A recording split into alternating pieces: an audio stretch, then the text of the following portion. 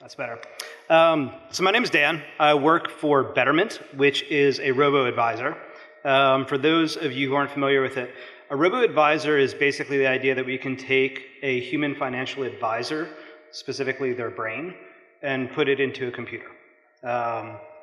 So some of you are laughing and like, no, I'm absolutely serious, 100%. And if anything, it should be better because it's going to be a computerized brain connected to other things. So it can do more faster, more efficiently, etc. So basic premise, right? Like there are human financial advisors. They have clients who come in, they look at their clients, they ask them questions, they have conversations. They're like, what do you want to do with your life? Where are you going? What's up with stock markets? What's your tax bracket? And then they give them advice. There's inputs and outputs. So what we do is we have human advisors, financial planners, quantitative investment analysts, etc. And we put them onto the task of programming what they do.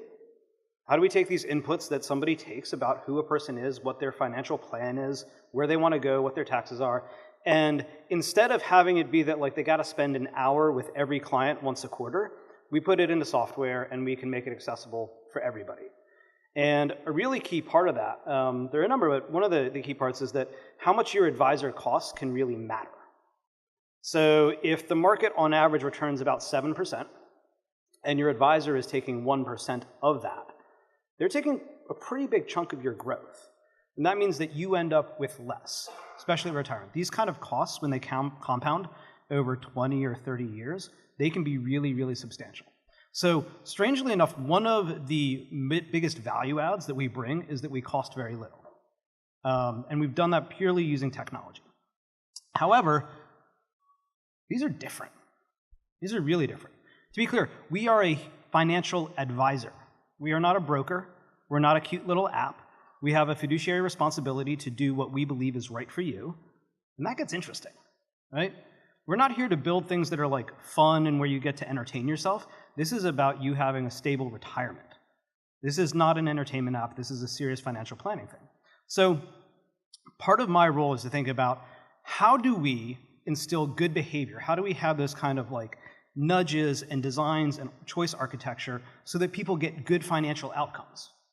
Not so that they like love using our app. I'm actually quite happy if people are grumpy about the app, but they have good outcomes. So I work with designers. I myself am a behavioral economist. I care about the outcomes, but I have to work through a medium of digital design with real designers. So I'm going to go through a little bit of, I've been doing this for 5 years now, where I've kind of ended up in terms of how to use this and how to use it with designers.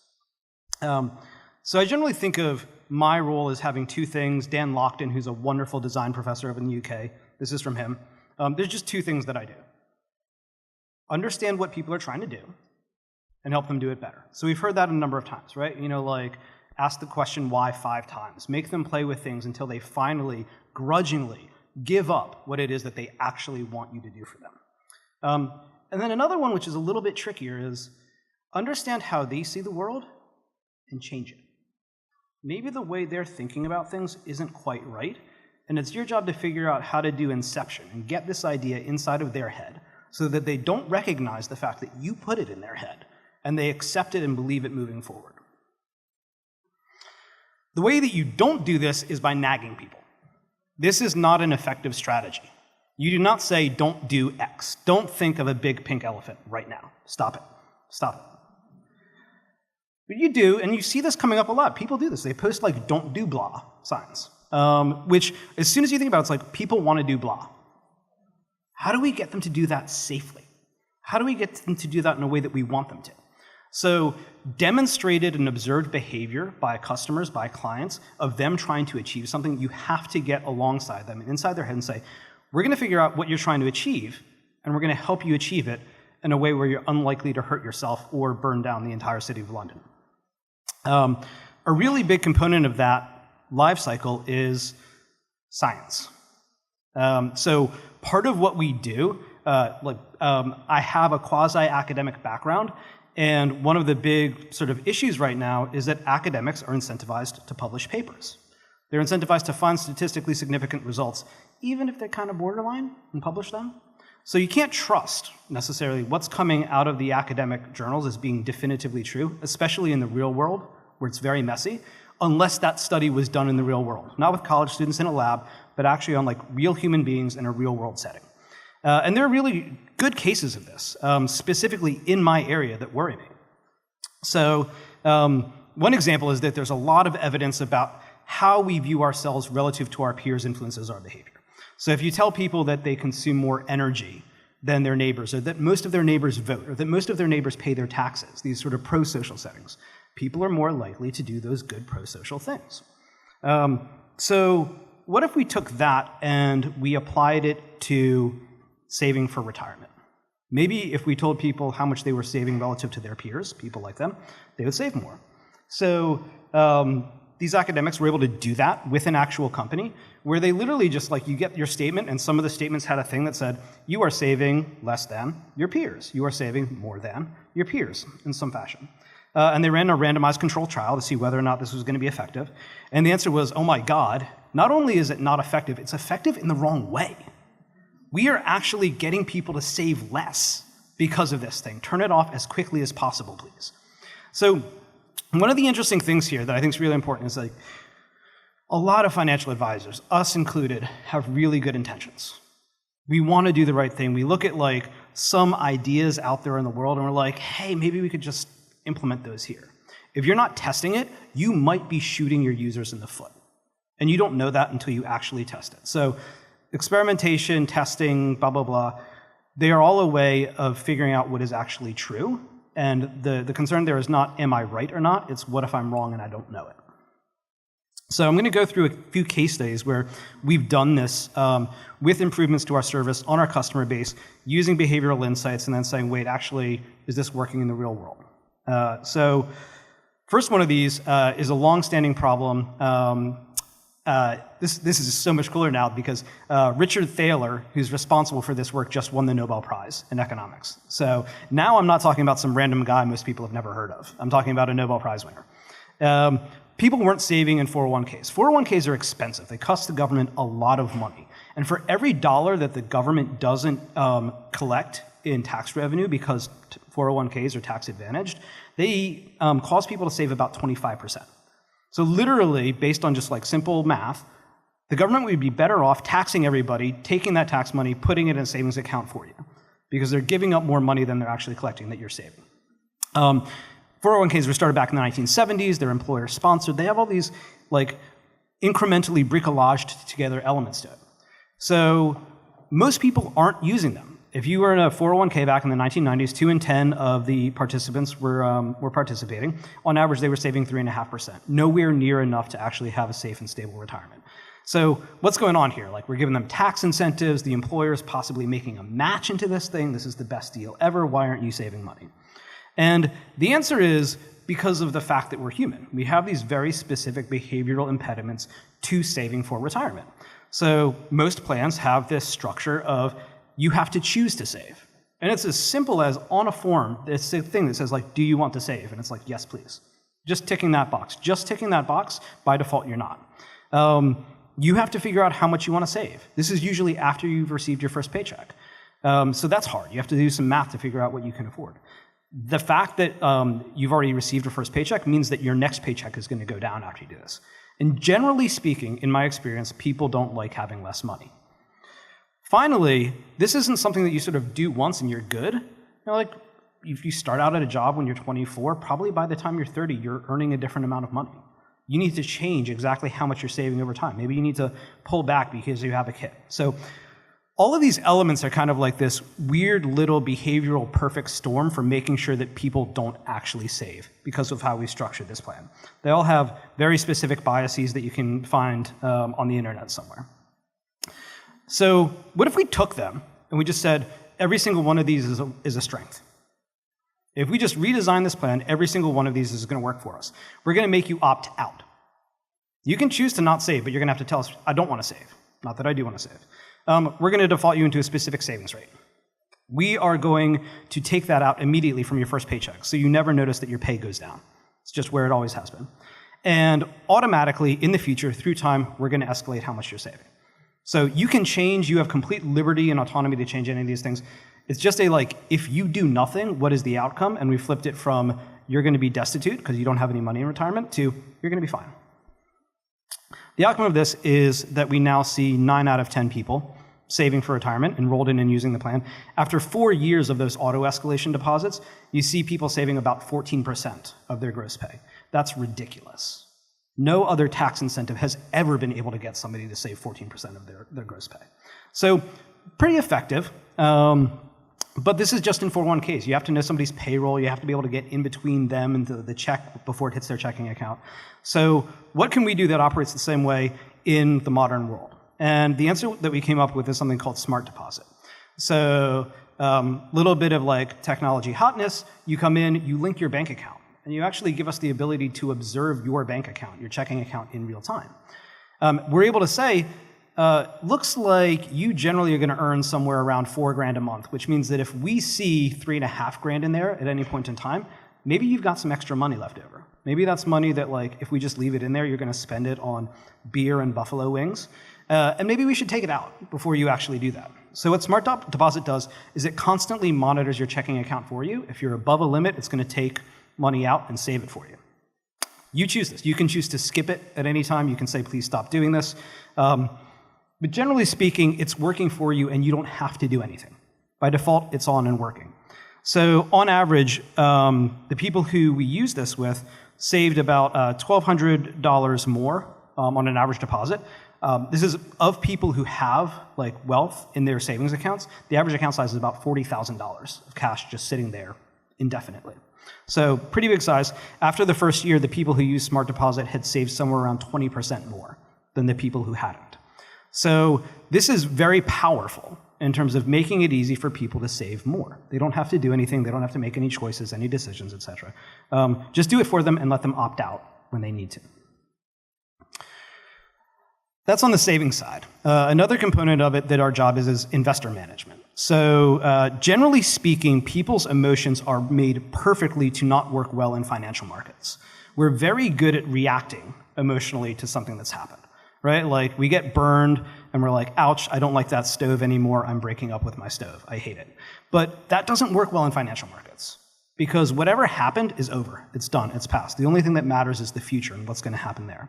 So reacting to good markets by investing more and bad markets by taking money out is a great way to be a really bad investor. And generally speaking, across different time periods, different population bases, you see this. People underperform a buy and hold, do nothing strategy by somewhere between 1% to 4% per year. Now think about this. Imagine I said, I want to hire you. Your job is to not come into work. Every day that you come into work, I'm giving you a 25% pay cut. What would you do? You would never come into work. And it'd be great. You could do other things. You could learn how to ski. I don't know. For some reason, this is different than most other things that happen in your life, and we don't get it. We feel like we need to come into work. We need to come in and futz about with things and react to it and say oh my God, Trump's president. Let me see what I need to do to my portfolio today. And it generally costs us. Every single time, on average, that we see somebody come in and mess around with their portfolio, their returns go down. It's kind of impressive in a weird way that we're so good at being bad so consistently. So we want to prevent this. We want to say, how can we stop people? It's still their money. They still have to have control and autonomy. But how can we stop them from doing this? How can we protect them from themselves? Again, we're not going to say, don't do something. Because that's not helpful, right? If you're anxious and you're worried and somebody's like, chill, bro, don't worry about it, that's not effective. So we need to think of ways to take that emotion and funnel it towards a productive activity. One of the things that we started doing is using it as a segue to sort of targeted education just in time. So a missing piece here is it's sort of common wisdom amongst financial advisors that you don't wait for your customers to come to you during a market movement because by the time they're calling you, they've already made a decision and they're just calling you to implement it. So they generally say, get in touch with your customers.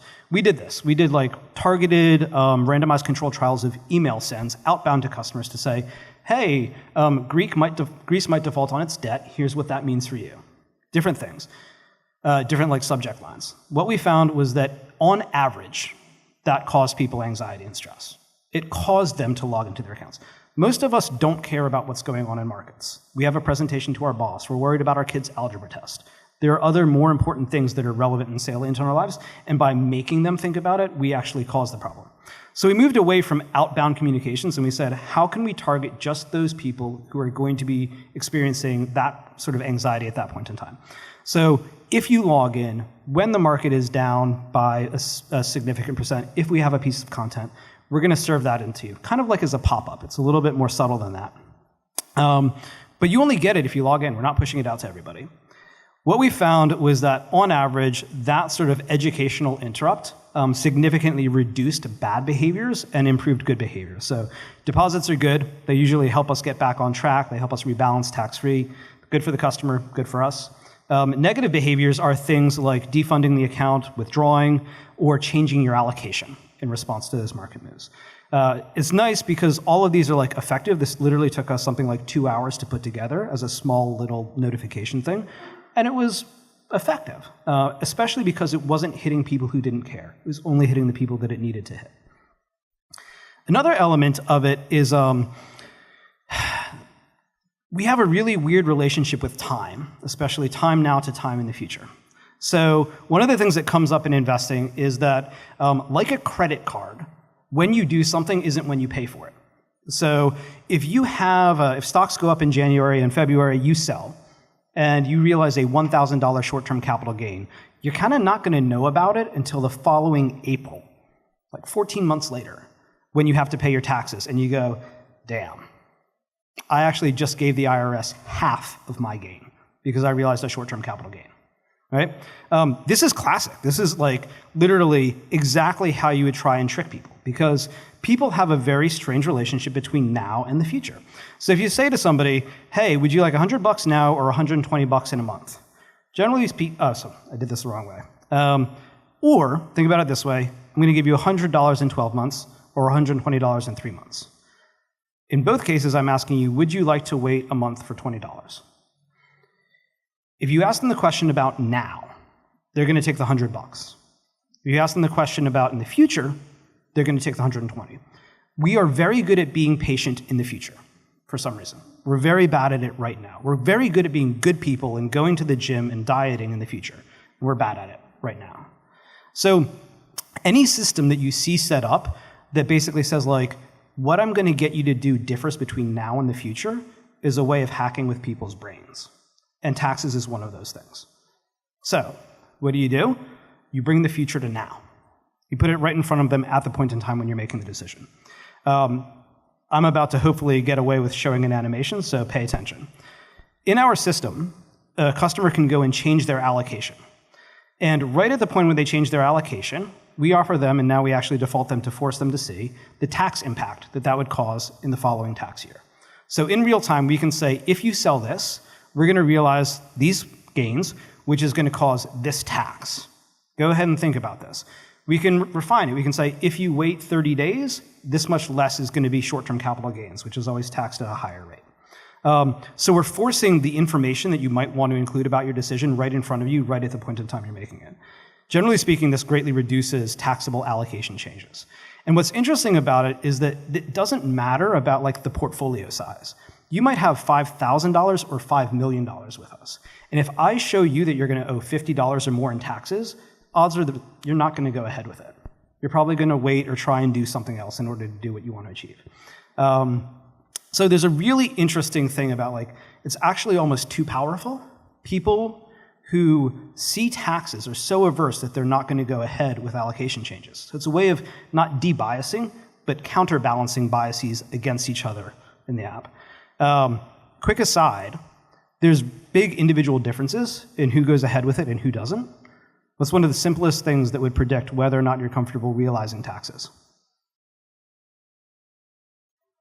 This is the audience participation part.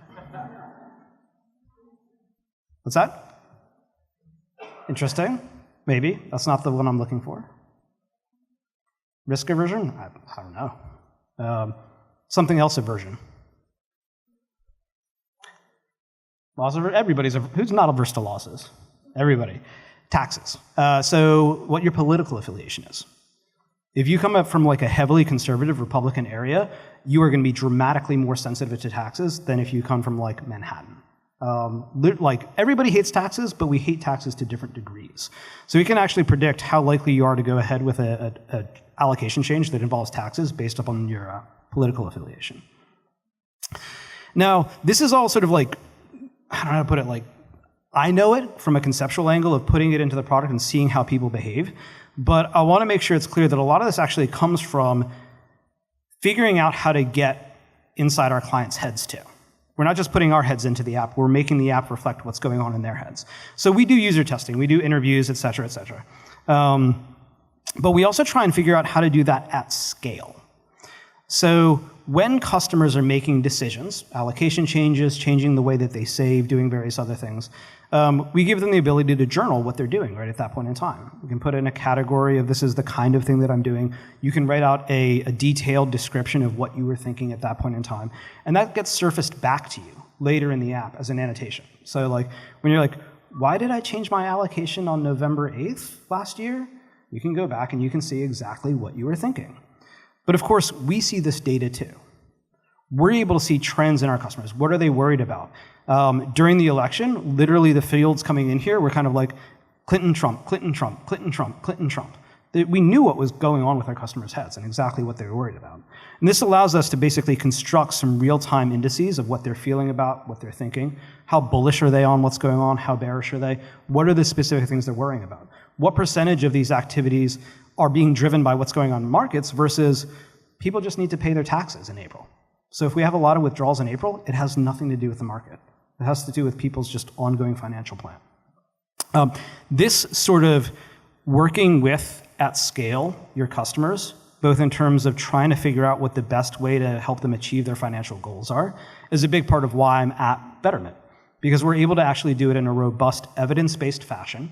We're able to know that we're actually helping customers rather than hoping that we're actually helping customers. And we're able to do it in a way that is very, very closely coupled with understanding them. I think probably one of the most important things is that everybody who works at Betterment is a Betterment customer. So if something's making our customers grumpy, it's making us grumpy. And we're going to try and fix it. Thanks.